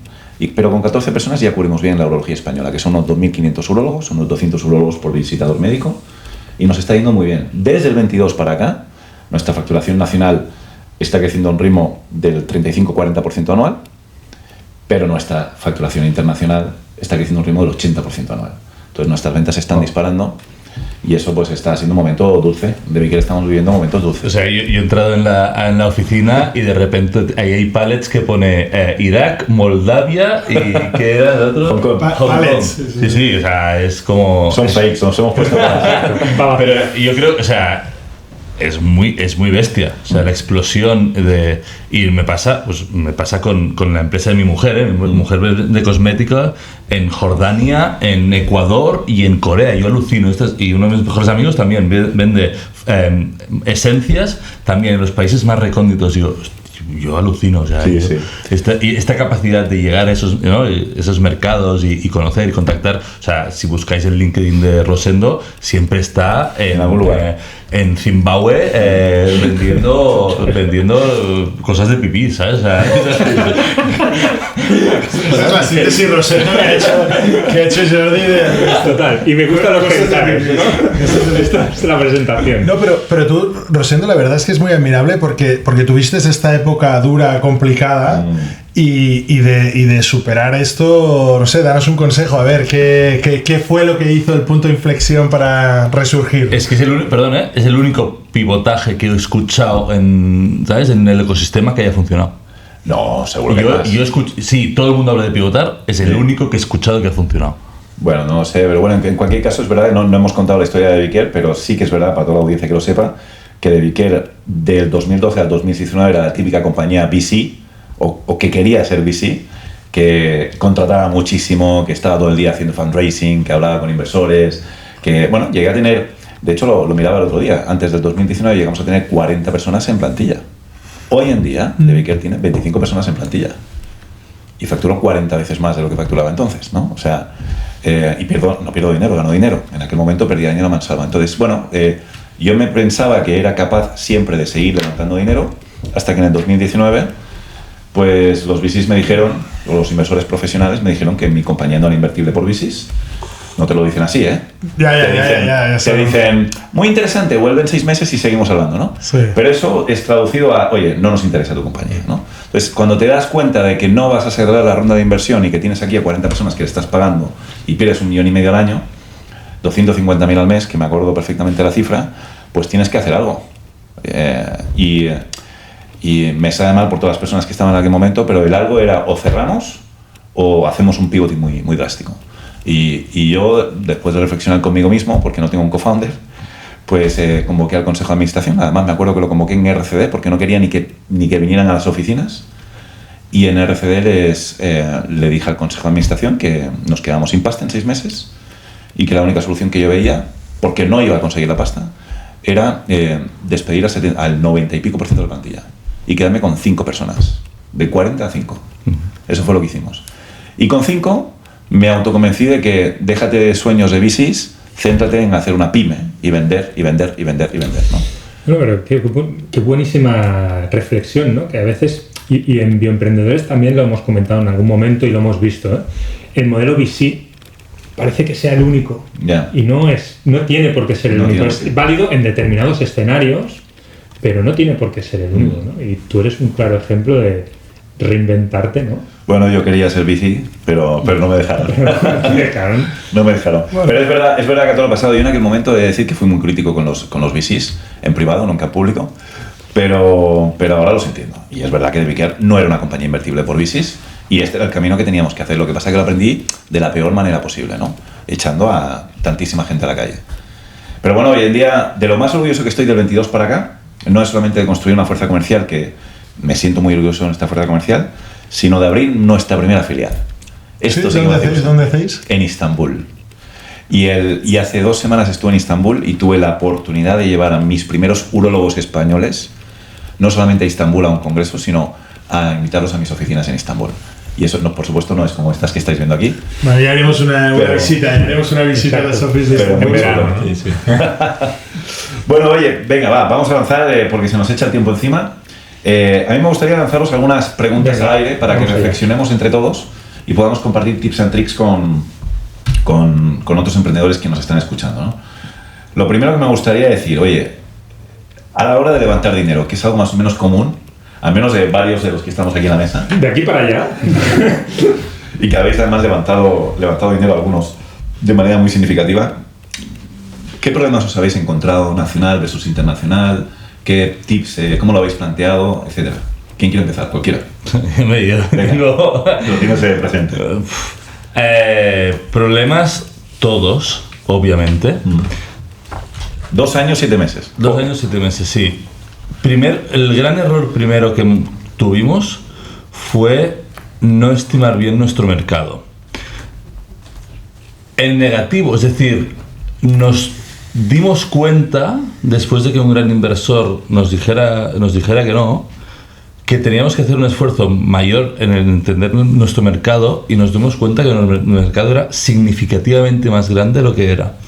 Y yo no le daba valor tanto a, oye, nuestro mercado es tantos millones al año, y los VCs le daban muchísimo valor, muchísimo, seguramente el que tiene, o parcialmente que tiene, pero nosotros no hemos trabajado suficientemente porque nosotros creíamos que el valor era el producto, y que el mercado ya lo conseguiríamos. O sea, porque la penetración que tendremos en el mercado es brutal y por lo tanto da igual que no sea tan grande.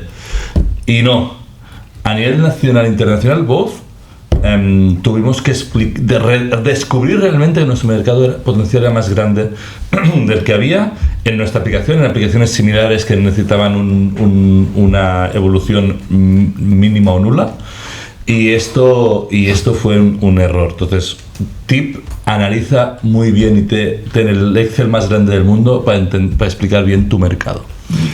Esto fue un error. El trick en positivo es siempre ser coherente con el mensaje. Lo que te decía antes de pivotar, yo cuando empiezo a escuchar emprendedores que no, ahora hemos pivotado no sé qué, para mí sentencia de muerte. En general, ¿no? VC Investable. O sea, tú hiciste algo de, bueno, no tal, pues cambio, dejo de desarrollar, con lo que tengo me voy al mercado y que Dios provea. pero gente que está en época de desarrollo y ahora pivoto y hacía no sé qué y ahora pivoto a mirar no sé qué otro biomarcador y ahora que y eso para mí entonces yo creo que hemos tenido consistencia en el mensaje y transparencia siempre en el estado en el que estábamos, que yo creo que esto es muy importante. O sea, siempre se nos ha visto como estos tíos no nos están intentando colar, y de hecho los VCs que nos han dicho que no nos han apoyado o han medio apoyado para que consiguiéramos estas cosas. Oye, no te metemos ahora, o sea, pero habla con este, no sé cuál. O sea, siempre yo creo que ha habido un mensaje yo creo que de transparencia, de honestidad, de esto es lo que somos, lo que queremos este es nuestro estadio y esto es lo que creemos que va a ser, ¿no? Entonces, para mí estos mensajes son muy importantes. Y también por esta razón, cuando hablamos de la presión, yo tengo poca presión porque todo el mundo que nos ha invertido, y nosotros tenemos 600 pequeños inversores. Hostia, se dice pronto, ¿eh? El 100% digo, oiga, el dinero que ha puesto hoy lo ha perdido. O sea, el dinero que has puesto tú lo has perdido. O sea, yo voy a luchar infinito todo lo que tengo para multiplicar por mucho ese dinero. Pero hoy lo has perdido. Y hay personas físicas que me han puesto mucho dinero sabiendo que lo habían perdido. Entonces, pero con confianza, solo confían porque eres transparente siempre en la comunicación, eres honesto y explicas dónde estamos, dónde crees que estás. Relevante, ¿no? Las 1000 unidades versus las 100.000. Dónde crees que estás y lo que crees que te va a costar para llegar y las dificultades. Yo estoy de acuerdo 100%. La verdad es que esta relación es muy importante y no siempre pasa. Yo he hablado con otros emprendedores que, por ejemplo, no tienen una buena relación con el consejo de administración o con otros socios, y eso es una cosa que se ha de trabajar desde el principio todo lo que puedas, porque si no, crea esta situación que es complicada. Y yo lo estaba reflexionando también el otro día, y es que, claro, para un fondo todo el emprendedor que viene pues es optimista con todo y deben ver millones, ¿no? Y llega un punto que dices, bueno, tú me explicas esta historia, pero yo no tengo tanto tiempo para creerte y para analizarte, ¿no? Entonces yo creo que un truco bueno es decir, mira, tú no me inviertas, ¿vale? Pero fíjame o acordemos unos objetivos y mira cómo voy haciendo esto, ¿no? Y entonces si compartes ese proceso y lo consigues, dices, ostras, me fío de ti porque ya te he visto trabajar. Y entonces vas haciendo esto en todas las diferentes etapas, y si de manera consistente has ido resolviendo los temas, has compartido los retos con la transparencia que decía Jordi, y dices, hostia, es que este tío hace estas cosas y va juntando gente, pues crea esta confianza y vas avanzando. Pero cada etapa es un nuevo reto. Ahora quiero vender más, ahora tengo que hacer no sé qué. Y entonces yo creo que en el mundo siempre hay gente para tu empresa. O sea, siempre ha de haber dinero. Hay un inversor para tu Hay un inversor para ti. Y entonces, pero bueno, has de ir trabajando, montándote este equipo y ir respondiendo. Es muy bueno lo que dices, porque la mayoría de emprendedores, y yo me incluyo, no empieza a contactar con inversores hasta que empieza a montar su ronda. Y esto los que lo hacen bien porque saben que han escuchado en algún programa de aceleración que la ronda hay que prepararla con 9 meses de antelación. En tu caso, 2 años y 7 meses. Yeah. Pero es ahí 9 meses de antelación, cuando tengo el pitch deck preparado, que empiezan la mayoría de gente a mantener la relación con los inversores. Y la relación con los inversores hay que mantenerla siempre. Sí. Siempre, desde el primer momento. Y hay que mantenerla viva, incluso cuando no estás buscando dinero, ¿no? Y este es un error que he cometido, no una, sino varias veces. ¿Te relacionas con inversores ahora? Intento con private equities hacerlo, pero no tanto. Si alguno escucha el programa. Pero la verdad que no tanto como debería. O sea, yo creo que una parte de mi trabajo, de mi job description, debería ser pasar cierto tiempo con private equities y irles manteniendo informados de cómo vamos evolucionando como compañía, para en el momento de que necesitemos una ronda, para hacer lo que sea, para abrir una filial, para comprar otra compañía, una set de productos, lo que sea, coño, sea más fácil. Porque si no, es que, como tú decías antes, es que no te conocen de nada en el momento que vas. Y tienes que generar esa confianza que no tienes, ¿no? Yo, a mí me ha gustado, Rosendo, que explicases antes tu caso, porque creo que muchas veces se ve el tema del VC como el fin, ¿no? Y al final es un medio. Totalmente. O sea, no es el éxito de una empresa, no es el VC. El éxito es, si después la empresa se vende, para el VC y para el emprendedor. Totalmente. ¿No? Pero el hecho de cerrar rondas de por sí no es un éxito. No, y esto es un error. O sea, yo siempre digo, Aortix no es un caso de éxito. Hoy no es un caso de éxito. O sea, cuando... Ninguno de los tres lo somos. Claro, pero el mío es más agresivo porque estamos en mucho... O sea, hemos gastado mucho más y hemos... ¿no? Pero es que no somos un caso de éxito hasta que somos un caso de éxito. O sea, Pero ¿no crees que el ecosistema, es decir, cómo se comunica? Claro. Ya te está dando como el éxito es esto, ¿no? No, el éxito no es el CIMARC, el éxito no es levantar rondas, el éxito es levantar pacientes, ¿no? Salvar pacientes, conseguir que traten bien pacientes y luego es éxito 1, éxito 2, ganar más dinero que has gastado. Claro. Es que de esto yo creo que se habla muy poco en el ecosistema emprendedor. O sea, crear una empresa sostenible también es un éxito. Totalmente. Del que sentirse muy orgulloso y es otro modelo completamente distinto, ¿no? Entonces, hay que pensar, pues bien, cuánto dinero necesitas y con qué objetivo, porque no siempre el VC es el mejor camino. Buen melón. Yo creo que si en una fase inicial hubiésemos ido a buscar VCs y los hubiésemos convencido y hubiésemos levantado pasta de VCs, yo hoy no estaría aquí. Porque yo he tenido la suerte de casarme con quien creo que en ese momento me tenía que casar. Porque yo necesitaba tiempo para poder desarrollar un producto que realmente buscar ese product market fit. Ya. Y de la otra manera que se ha tenido mucha prisa de sacar un producto. Yo, Naif, cuando yo creé la empresa con Alex, pensábamos que en 2 años estaríamos en el mercado. Y fueron 6.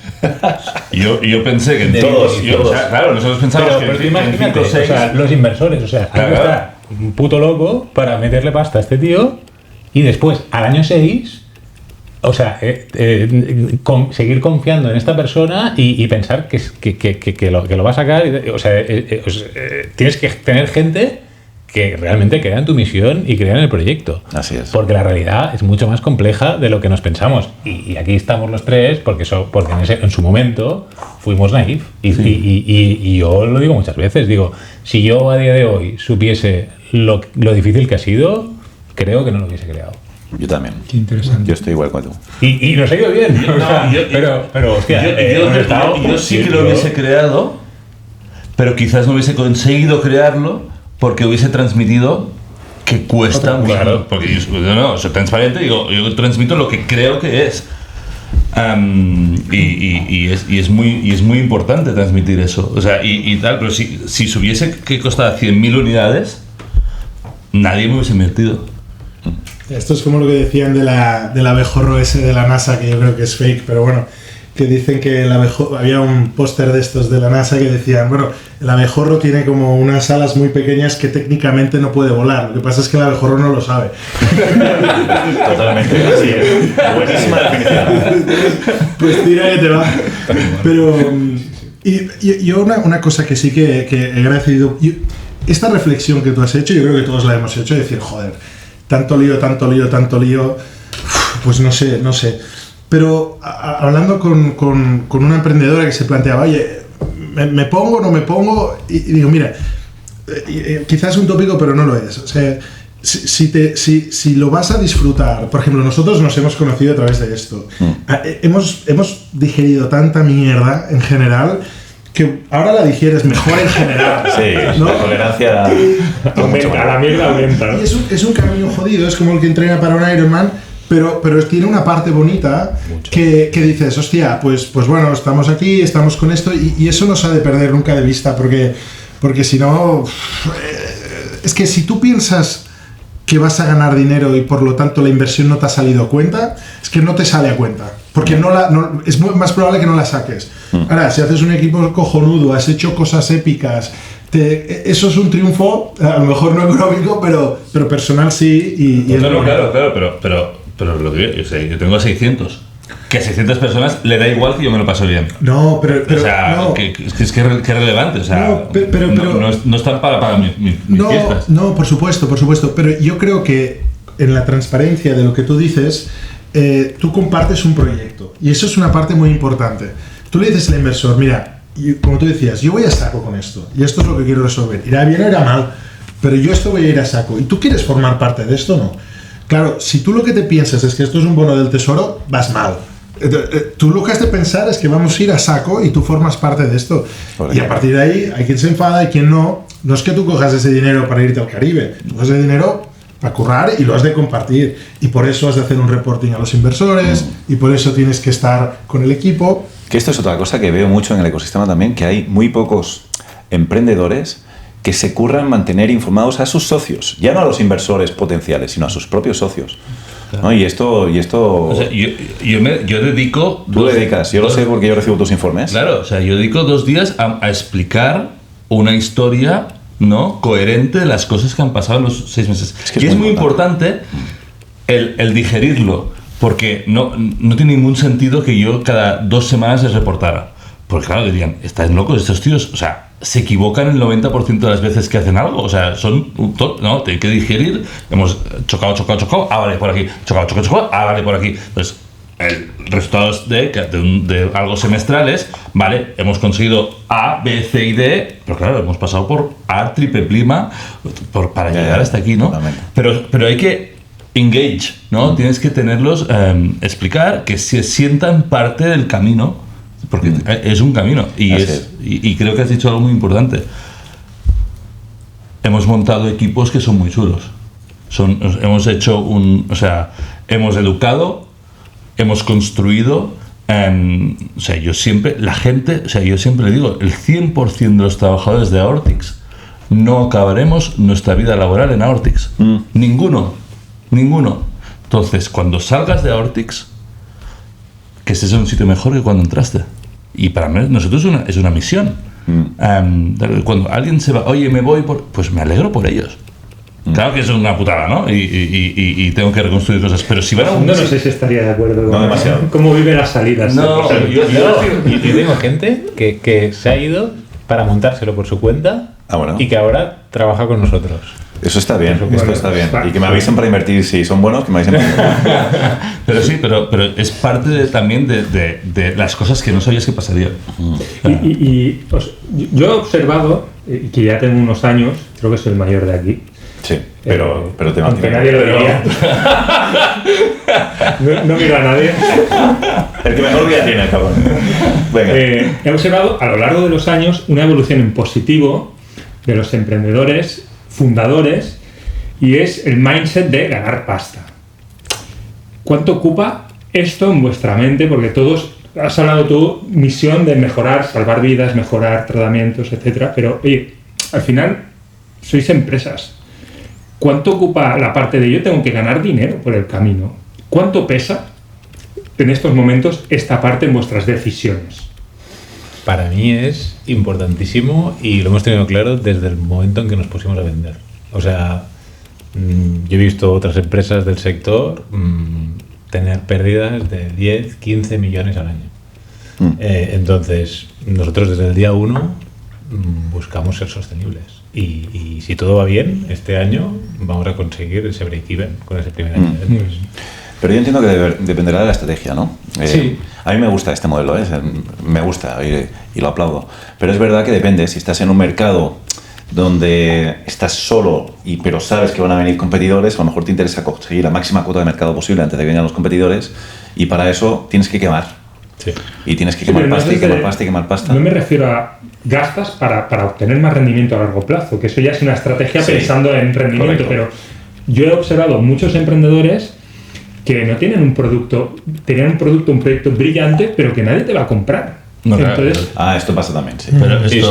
Pero esto, claro, o sea, el primero es, hay un real unmet need, o sea, hay una necesidad no cubierta real, y luego van a pagar por esa solución. O sea, y eso es un error que yo creo que no hemos cometido, pero que es clásico.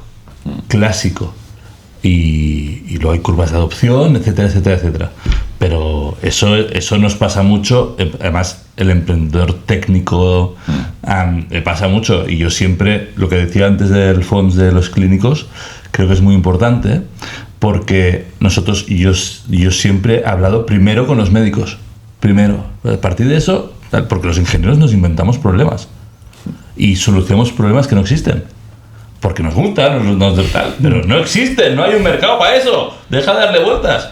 Tal cual. ¿Vale? Entonces esto es clásico, clasiquísimo. Entonces creo que hay que...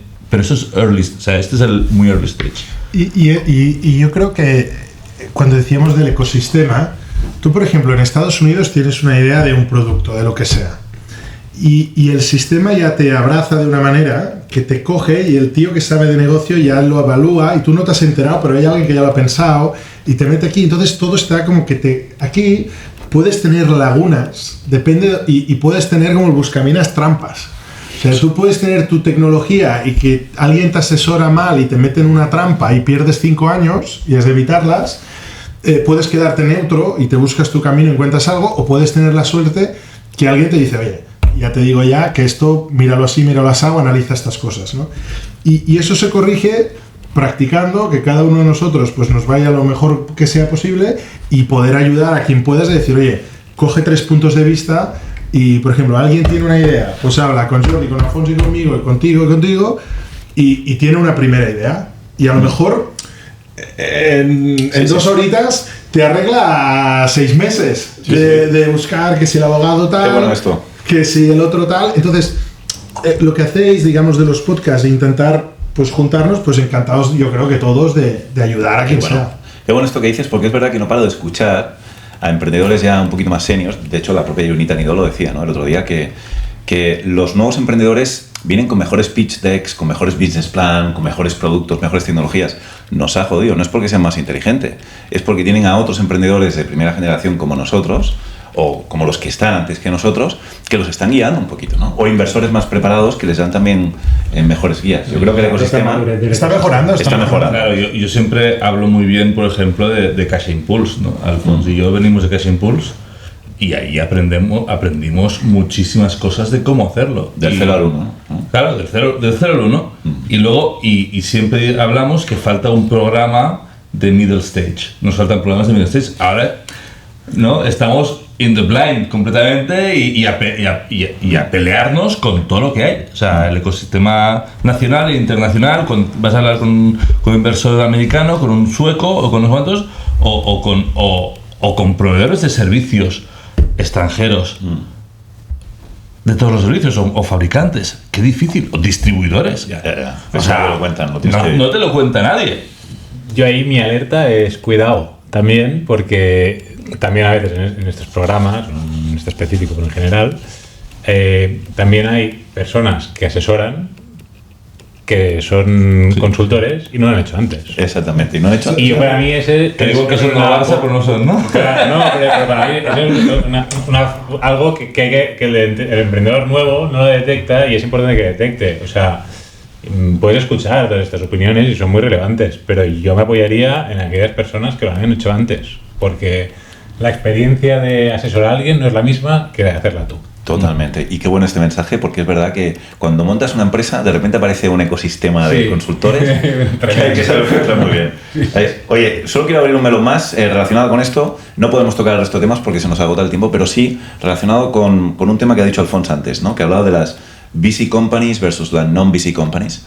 Yo tengo la sensación, y quiero saber vuestra opinión, que hay un mensaje dominante en nuestro ecosistema de que hay que montar compañías y financiarlas con VCs.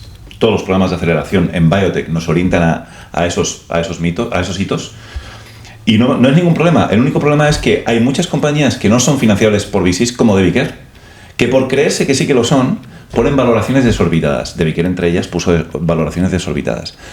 Que en el momento que tienes que levantar una ronda de inversión de alguien que no es un VC, como es una compañía estratégica, un business angel o lo que sea, para vender, esa valoración ya no sirve, con lo cual tienes que hacer un down round. Pero a ver quién tiene los cojones de hacer el down round. Entonces me estoy encontrando ahora muchas compañías que todos sabemos, en Medex, hablo de Medex ahora mismo, todos sabemos que no van a levantar rondas de inversores de capital riesgo, pero es que tienen unas valoraciones, gente en preclínica con 20 millones de valoración, en Capital Cell, nuestro patrocinador. Hostia, ¿qué vamos a hacer con estas compañías, no? Y quiero saber vuestra opinión al respecto, porque a mí me preocupa este tema bastante.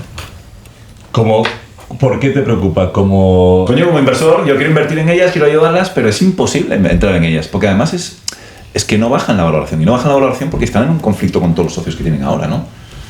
Y pues van a valer cero. ya. Yo creo que todas estas compañías juegan el juego, entonces es Claro. diversificar, meterle a 20 y una o dos van a ser VC companies, ¿no?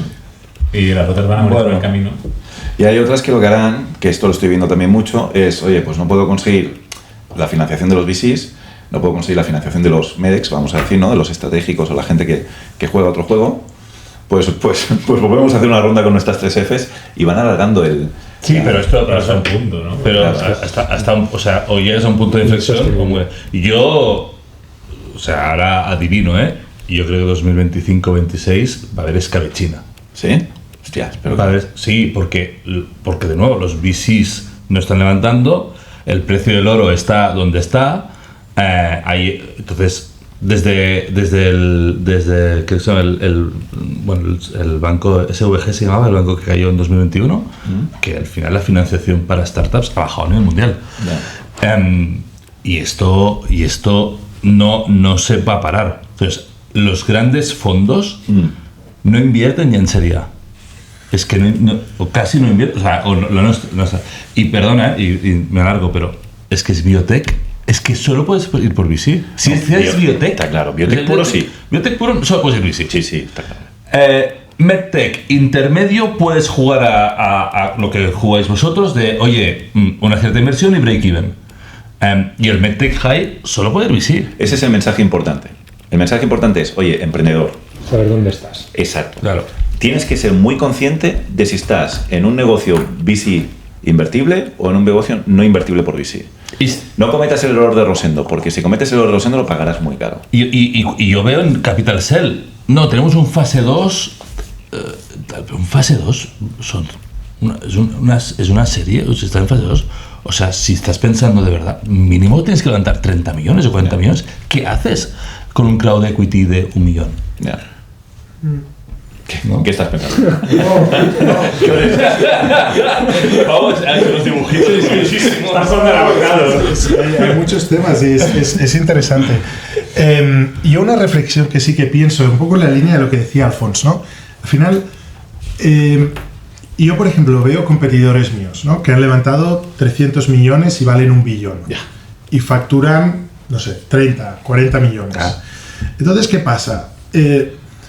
Tú dices, bueno, este emprendedor coge, invierte Google, hace tal, hace cual, pam, llega al infinito. A todo esto le meten las liquidation preference que sean, las liquidity preference que sean en cualquier lado. Y luego llega un momento que dice, oye, te compro la empresa por 700 millones, pero ahora sí no gano dinero. Y dices, bueno, pero ¿qué he hecho aquí mal? ¿Qué ha pasado? Y entonces, claro, te metes en esta bola y tienes que intentar no alejarte de lo que es la economía real, de lo que puede ser virtual. Eso es complicado, no es obvio, es fácil decirlo, pero entonces hay todo este camino y tú puedes encontrar algo mucho más razonable, con una valoración más razonable, que resuelve al fin y al cabo el mismo problema y que tiene mucho más sentido. Y entonces, y ahí puede ser una combinación. Y bueno, esto también depende mucho de la suerte que tienes de trabajar, ¿no? Los socios que nosotros tenemos son un poco más old school, digamos, de industrial, ¿no? De no perder este foco, de gestionar los presupuestos, de no inflar los temas, de que menos es más, un poco más frugal. Pero bueno, a veces si lo llevas al extremo tampoco es bueno, ¿no? Porque tampoco te da el crecimiento que necesitas. Ahí hay un secret sauce que tienes que encontrar tú a gusto y que tienes que ir probando y riendo. Es prueba y error. Es prueba y error. Es prueba y error y ajustarte. Y como decías, ¿no? Habrá alguno en que hagas match, pero es muy duro. Es muy duro. Y luego lo que decía, ¿no? Es que ahora tenemos un problema muy bestia. Es que en los foros de inversión, ¿no? En Dublín, en Bayo, los inversores no van a ver compañías. Van a ver a otros inversores. Hostia, para levantar dinero de ellos. A levantarse entre... O sea, tengo una compañía que está dentro de una serie... Yo una serie B y tú una serie C y tal cual, y a ver si se invierten entre ellos. Y el serie A o ya te digo, el seed pre-seed, ya vendrás. Hostia.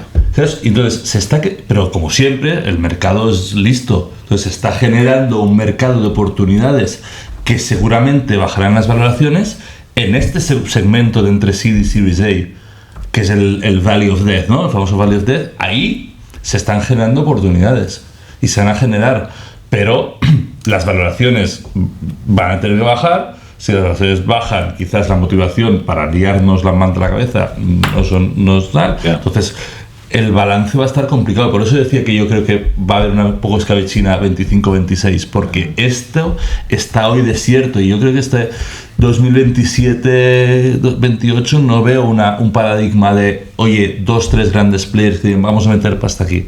Porque es que el dinero del COVID de las farmacéuticas se está reinvirtiendo en fases 3 y 2 veces. Hostia, interesante esto. Y en operaciones muy grandes, mucho más grandes que antes. O sea, el volumen total puede ser más, incluso crecer, pero el número de operaciones es muy inferior. Muy inferior. Y pasa en biotech y pasa en medtech y en IVD no lo sé seguro, pero en biotech y medtech seguro. Bueno, veremos, chicos. Vamos a cerrar con preguntas rápidas que no sabéis que os voy a preguntar. Os prometo que no son de índole personal, pero quiero que respondáis todos muy rápido. Muy rápido, muy rápido. Vale. Y tú te incluyes tú también, señor. Bueno, pues hazlo tú también, ¿no? Bueno, ya veremos. Primera pregunta. Alfonso, empiezo por ti. ¿Cómo te imaginas el futuro de Able? Saliendo a dar un paseo por la calle y viendo a alguien caminando con el exoesqueleto.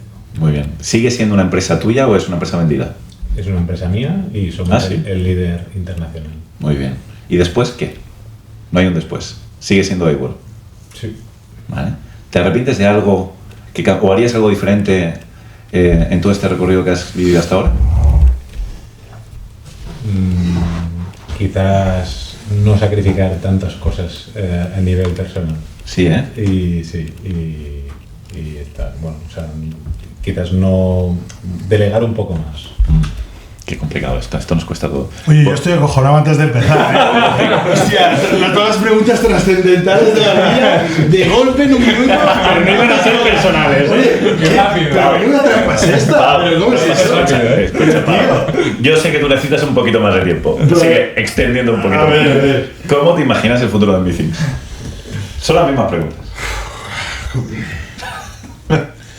Yo creo que haciendo una empresa que sea rentable, que no pierda dinero, que tenga muy buena relación con los médicos, que la gente la respete por la forma de hacer y que tenga unos inversores contentos y una empresa estable que haya hecho su trabajo. Pero en este caso, Meetings es una compañía que se venderá, ¿o no? Yo creo que sí, porque habrá una compañía mayor que quiera un equipo que tenga estas relaciones, que tenga esta forma de hacer, que quiera este talento dentro de ese equipo. Yo creo que llegará a ese punto, que no sé cuándo es, pero seguro que es en un caso que la empresa podría vivir sola. Qué interesante. Si se vendiera, ¿después qué? ¿Lo has pensado alguna vez? Sí, mucho. Pues intentaría volver a invertir o emprender, a intentar... ¿Inversor o emprendedor? Yo creo que emprendedor me gustaría. Sí, ¿eh? Me gustaría invertir más, me gustaría pues hacer algo, no sé, lo más bestia que pueda. Muy bien, muy bien. ¿Y te arrepientes de algo o harías algo diferente hasta llegar hasta aquí? No, o sea, quizá algunas cosas no las he hecho bien, pero no me arrepiento, al contrario, estoy muy contento de cómo ha ido. Todo lo malo pues tiene un punto positivo, así que no, arrepentirme no. Venga, pues fenomenal, vamos contigo, Jordi. A mí me has dado casi 2 minutos para prepararlas. Las tienes a... Venga, pues ¿cómo te imaginas a Ordix en el futuro? Integrada en una corporate.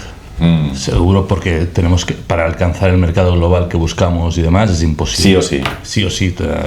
Pero con sus productos implantados en muchos pacientes. Muy bien. O sea, eso clarísimo. Una cosa que es muy importante, muy rápido, es que cuando queramos vender, haré lo máximo posible para que sea una empresa que la compre para implantarla, no para meterla en un cajón.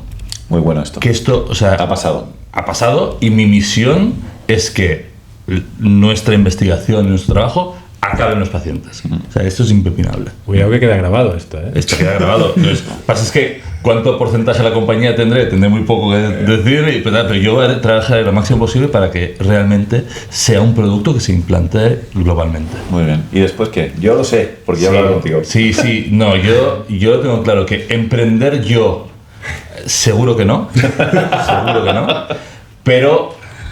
Pero sí, o sea, pero sí emprender desde un punto de vista de inversor. Porque yo creo que alcanzaré un cierto impacto con estos productos, pero puedo generar muchísimo más impacto si pues soy capaz de invertir en 10, 15, 20, 50 compañías. Qué bueno. Y entonces mi misión es generar impacto, entonces voy haciendo lo mejor que puedo, pero si consigo vender, tener dinero, parte de ese dinero se va a reinvertir en montar, invertir para poder llegar a más impacto y más soluciones. Bueno, acuérdate de mí, ¿eh? Ya te pediremos una ronda. Y bueno, y dormir. O sea, no te gusta dormir demasiado. No me gusta mucho, pero mi objetivo en serie es dormir hora y cuarto, hora y media más al día. Bueno, veremos. Eso está bien. Eso es pasar de 3 a 4 horas. Es pasar de 4 y media a 6. Muy bien. Oye, Jordi, de algo que te arrepientas o algo que harías diferente. Arrepentirte bestia sería un error, ¿no? Es decir, que te has obcecado mucho en tirar para aquí. Yeah. Entonces, yo creo que hemos cometido miles de errores, yo también, pero ninguno gordo, porque todo se reevalúa al instante. Yo creo que el más gordo quizás es el que comentaba antes de no trabajar suficientemente bien el análisis de mercado en épocas más tempranas y creerte que con tu producto ya eres. Yeah. Óscar, ¿cómo te imaginas el futuro de Solutia? Yo me imagino jubilándome en Solutia. ¿Sí?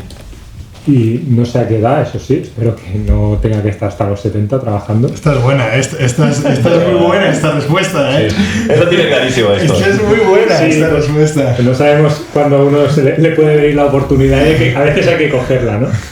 Pero sí, me imagino pues en una empresa que crezca y que me pueda jubilar por edad o que me pueda jubilar porque es tan atractiva y tiene tanto fondo de comercio y tanto valor que la quieran comprar otras compañías, ¿no? O sea que el caso de tu empresa es diferente porque este señor tiene 600 inversores o 600 socios. ¿La tuya? Yo 323. 323. ¿Alfonso? Hostia, no tantos. Y yo tengo la cap table igual 20 y después tengo 60 pequeños. Pero bueno, son 20 más 60, 80.